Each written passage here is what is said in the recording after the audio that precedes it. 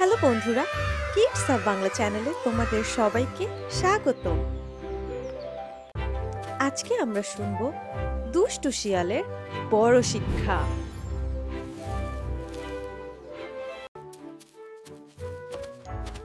এক ছিল ঘন জঙ্গল।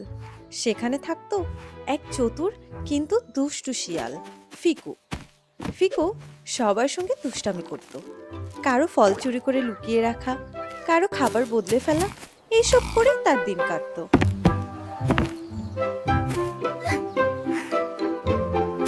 একদিন সকালে ফিকু দেখলো বনের প্রাণীরা মিলেমিশে একটি ছোট ফল উৎসবের প্রস্তুতি নিচ্ছে। সবাই খুব খুশি, কিন্তু ফিকু বলল, হুম তোমরা একা একা মজা করবে আর আমি বসে থাকবো? হুম, না, একটু মজা আমিও করব।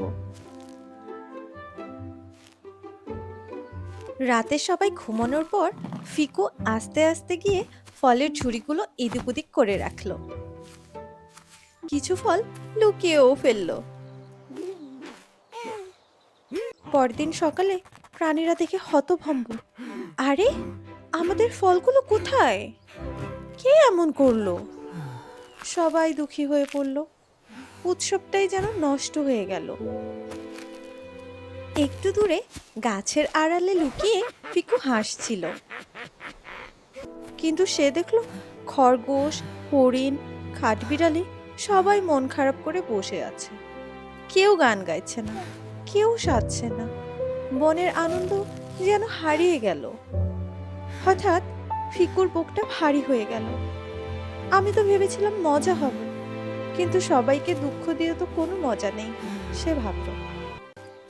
ফিকু চুপচাপ গিয়ে সব ফল বের করে এনে সাজিয়ে দিল আগের মতো। তারপর মাথা নিচু করে বলল, আমি আমি করেছি, দুঃখিত বন্ধুরা, আমি দুষ্টুমি করতে গিয়ে তোমাদের সবাইকে কষ্ট দিয়েছি।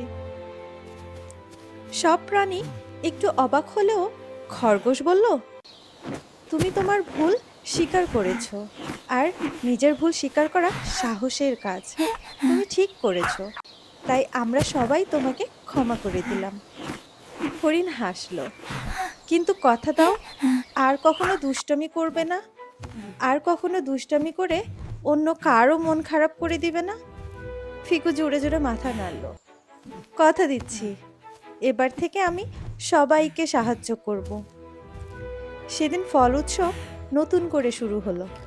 সবাই নাচলো, গান গাইলো, আর ফিকু, সে প্রথমবারের মতো বুঝলো দুষ্টুমি করায় মজা কম, কিন্তু সবাইকে খুশি রাখায় আনন্দ অনেক বেশি। বনের প্রাণীরা আবার ফিকুকে বন্ধু হিসেবে গ্রহণ করলো, আর সে সত্যিই বদলে গেল। তো বন্ধুরা, কেমন লাগলো আজকের গল্পটি? যদি ভালো লেগে থাকে তবে লাইক, শেয়ার এবং সাবস্ক্রাইব করে আমাদের চ্যানেলটির পাশেই থেকো।